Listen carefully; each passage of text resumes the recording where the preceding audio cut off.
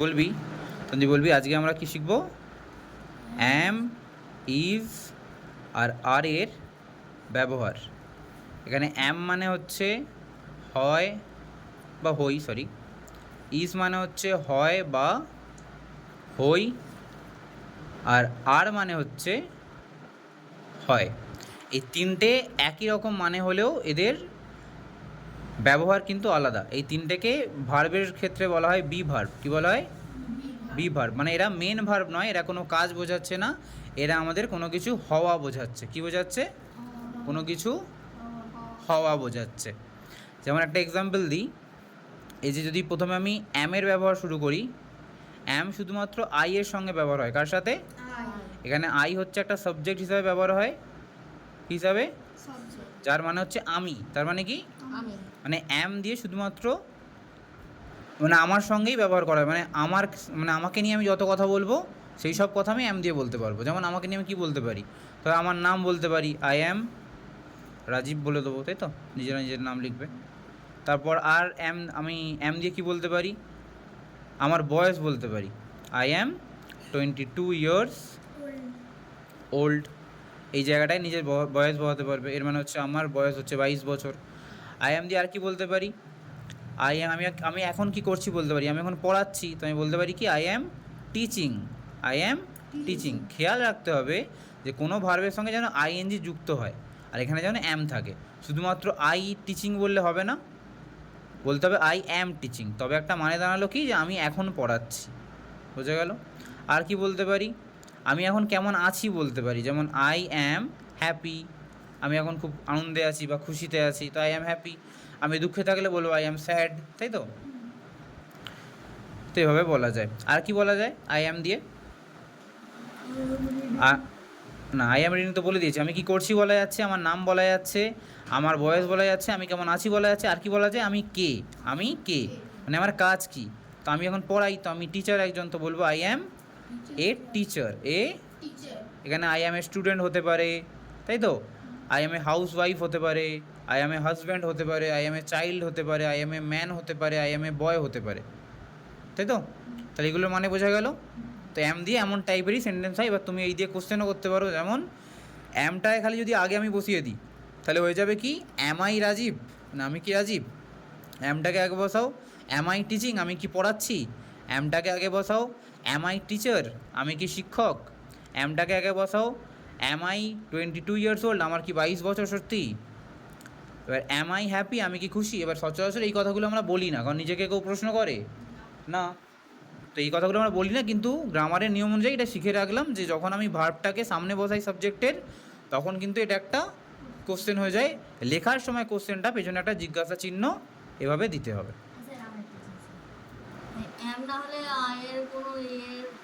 অ্যাম না থাকলে আই দিয়ে সেন্টেন্স হবে, কিন্তু এমন টাইপের সেন্টেন্স হবে না। তুই কখনো নাম বলতে পারবি না অ্যাম ছাড়া। অ্যাম ছাড়া কখনো নাম বলে আই রাজীব বলা যাবে না, আই অ্যাম রাজীব বলতে হবে। তেমনই আমি খেলি, তুই আই অ্যাম প্লে বলা যাবে না, আই প্লে বলতে হবে। কিন্তু আমি খেলছি তখন অ্যাম ব্যবহার করতে হবে। এখানেই চলে আসে নিয়ম, না নিয়মকানুন শেখা কেন, এত ধরনের নিয়ম আছে এই জন্যই। বলো না, আই হ্যাপি, আমি খুশি, আই অ্যাম হ্যাপি। কেন আই অ্যাম হ্যাপিটা বেশি শুনতে ভালো লাগছে, আই অ্যাম হ্যাপি, আমি খুশি। আই হ্যাপি হবে না তা নয়, কারণ আই প্লে হচ্ছে, আই হ্যাপি কেন হবে না, ঠিক আছে হবে। কিন্তু আই অ্যাম হ্যাপিটা শুনতে ভালো লাগে, তো এটা বলতে, এটা নিয়ম অনুযায়ী এটা বসানো যায়, ঠিক আছে। আচ্ছা, এবার ইজের ব্যবহার করছি। অ্যামটা বোঝা গেছে পাক্কা? চলো ইজ দিয়ে বলি। ইজ হয় যেমন অ্যাম এর সঙ্গে শুধুমাত্র আই হয়, আই এর সঙ্গে শুধুমাত্র অ্যাম হয়, তেমন ইজের সঙ্গে এমন কোনো কারো সম্পর্ক নেই। ইজ কার কার সঙ্গে হয়? ইজ হয় হি এর সাথে, মানে সে, শি এর সাথে, ইটের সাথে মানে এটা। তারপর কোনো নামের সাথে, যে কোনো একটা নাম লিখে নে, যে কোনো একটা নাম। মানে প্রিয়া লিখছি, কী লিখছি? প্রিয়া লিখে দিচ্ছি। এখানে দ্যাট হয়ে যাবে, তারপর দিস হয়ে যাবে। এই সব কটা মানে হচ্ছে যে কোনো সিঙ্গুলার। দেখ, হি একা, শি মানে একা, ইট মানে এটা একজন, প্রিয়া মানে একজন, দ্যাট মানে ওটা একটা, আর দিস মানেও এইটা একটা। সব কিছু দেখ একটা বোঝা যাচ্ছে, মানে এই সব কটা হচ্ছে সিঙ্গুলার। সব কটা কি?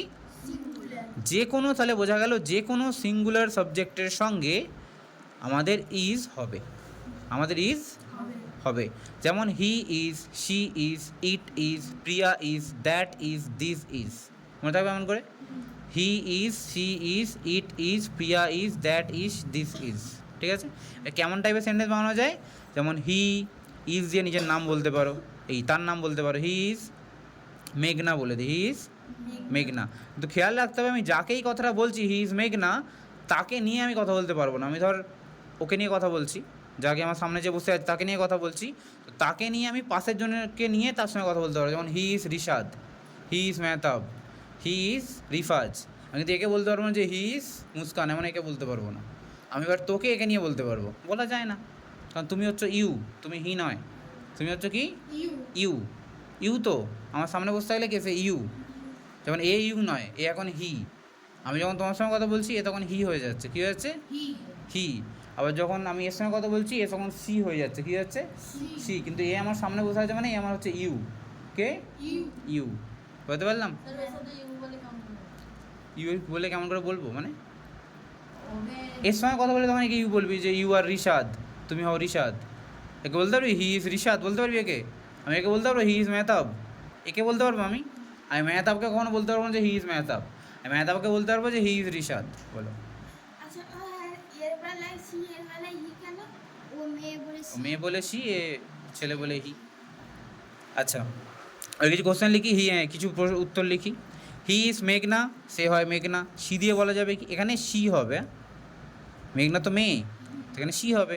হি কার সঙ্গে? কোনো ছেলের সাথে হবে, হি ইজ মেহতাব হতে পারে। ঠিক আছে, এবার ইট আছে, ইট কার সঙ্গে? ইট কোনো মানুষের ক্ষেত্রে হয় না। আমি বলতে পারি, আমি পেন দিয়ে লিখছি, আমি বলতে পারি ইট ইজ এ পেন, মানে এটা হয় একটা পেন। প্রিয়া দিয়ে কি বলা যায়? যে প্রিয়া একটা মেয়ে, তো তো প্রিয়া ইজ মাই সিস্টার লিখে দিই, প্রিয়া ইজ মাই সিস্টার, মানে প্রিয়া হয় আমার বোন। প্রিয়া আমার বন্ধু লিখতে পারি। তারপরে দ্যাট লিখতে পারি, দ্যাট মানে হচ্ছে ওটা, দ্যাট মানে ওটা। দ্যাট ইজ এ কাপ, তার কাপটা তোর থেকে একটু দূরে আছে, তখন কি বলবি? That is a cup. এবার দিস দিয়ে বলতে পারি আমি, দিস মানে আমার কাছে আছে, this is a pen, this is a pen. এবার দেখ ইট দিয়া দিস দিয়ে ইট আর দিস এই দুটো একই টাইপের লাগছে না? ইট দিয়েও বলতে পারি এটা হয় একটা পেন, দিস দিয়েও বলতে পারি এটা হয় একটা পেন। তফাৎ কি? ইট শুধুমাত্র যাদের প্রাণ নেই তাদের সঙ্গে ব্যবহার হয়, বা যারা ছোট জাতের, মানে যেমন কুকুর ছাগল, এরা হচ্ছে মানুষের থেকে ছোট জাত, তাই তাদেরকে আমরা ইট দিয়ে বোঝাই। কিন্তু এই যে দিস আছে, একে দিয়ে আমরা কোনো মানে মানুষকেও বোঝাতে পারবো, কোনো কুকুরকেও বোঝাতে পারবো, কোনো পেনকেও বোঝাতে পারবো। মানে দিস হয় সবার সঙ্গে ব্যবহার হয়, অল ইন ওয়ান। আর ইট হচ্ছে শুধুমাত্র জড় বস্তু আর কোনো প্রাণীদের সঙ্গে ব্যবহার হয়, মানুষের সঙ্গে হয় না। মানুষ একটা প্রাণী, ছোটো জাতের প্রাণীদের সঙ্গে ব্যবহার হয়, এর সঙ্গে কী বলে ইজ হয়ে যায়। ঠিক আছে, কোশ্চেন বানানোর জন্য কী করতে হবে? ইজটাকে আগে বাড়াতে হবে, ইজগুলোকে আগে দাও, কী হয়ে যাবে? কোশ্চেন হয়ে যাবে। বোঝা গেল? কোনো ডাউট আছে? এবার চলে আসে আর, কি আসে? আর দিয়ে ছোটো করে এখানেই বুঝিয়ে দিচ্ছি আমি। আর মানে হচ্ছে হয়, আর কাদের সঙ্গে হয়? আর হয় হচ্ছে ইউ এর সাথে, ইউ আর, তাই তো। তারপর হয় THEAC, দিসের সাথে। এই দিস আর এই দিস কিন্তু আলাদা, এই দিস মানে হচ্ছে এইগুলো, আর ওই যে THIS দিস মানে হচ্ছে এইটা। আচ্ছা, এই দিস মানে এইগুলো, সরি, এই দিস মানে হচ্ছে এইগুলো, আর THIS দিস মানে হচ্ছে এইটা। দিসের সঙ্গে হয় দোজ, মানে হচ্ছে ওইগুলো, দোজ মানে হচ্ছে ওইগুলো। তাহলে ইউ, দিস, দোজ, আর কি হয়? উই, তাই তো, দে, তাই তো, ইউ, উই, দে। আর কার সঙ্গে হয়? না না না না না, you, we, they, you, we, they, you, we, they, আইয়ের সঙ্গে ইউ, উই, দে। ঠিক আছে, you, we, they, this, those, আর যে কোনো সিঙ্গুলার, যে কোনো প্লুরাল, যে কোনো প্লুরাল মানে একের থেকে বেশি আছে এমন কোনো সাবজেক্টের সঙ্গে, তাই তো, এদের সবার সাথে কী হবে? আর হবে। কী হবে? আর হবে।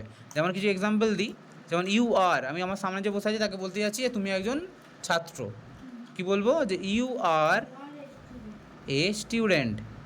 কী বলবো? স্টুডেন্ট, মানে তুমি হও একজন ছাত্র বা ছাত্রী।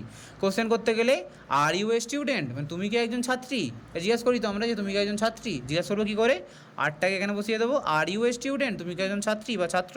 এবার এই দিস মানে কি? এইগুলো, ধর আমার কাছে এই একটা পেন আছে, তো আমার কাছে ধর অনেকগুলো পেন আছে, আমি কি বলবো যে দিস আর মাই পেনস, কি বলবো তখন আর পেন হবে না পেন্স, কেন কারণ একের থেকে বেশি আছে। তারপর আছে দোজ মানে হচ্ছে আমার থেকে যেগুলো দূরে আছে, ধর এই পেনটা আমার কাছে আর নেই, আমার থেকে অনেক দূরে চলে গেছে, যেখানে আমি দেখতে পাচ্ছি হাত দিতে পারছি না, আমি কি বলবো তখন দোজ আর মাই পেন্স, ওইগুলো হয় আমার পেন। তারপর আছে উই মানে আমরা, তার বলবো যে আমরা পড়ছি, উই আর রিডিং নাও, বা উই আর রিডিং মানে আমরা এখন পড়ছি, নাও বলার দরকার নেই। তারপর আমরা বলতে পারি আমরা এখন লিখছি, উই আর নাও মানে এখন, নাও তুই বলতেও পারিস নাও বলতে পারিস, তোর ইচ্ছা, দুটোর মানে একই জানাবে। এবার হচ্ছে দে মানে হচ্ছে তারা খেলছে, কি বলবো দে আর প্লেয়িং, মানে তারা এখন খেলছে। যে কোনো প্লুরাল মানে ধর বন্ধুরা, আমার বন্ধুরা, কি আমার আত্মীয়রা, আমার আত্মীয় মানে কি মাই রিলেটিভস আর my relatives are very happy, আমার আত্মীয়রা খুব খুশি, এই টাইপের হচ্ছে আর দিয়ে। তাহলে ওখানে অ্যাম হয়ে গেল, এখানে ইজ হয়ে গেল, এখানে আর হয়ে গেল, তিনটে বোঝা গেল। এভাবে বোঝাতে হয়। কীভাবে বোঝাতে হয় তা নিয়ে কোনো ডাউট আছে? পরপর কী করে বোঝালাম? পাক্কা? চলো।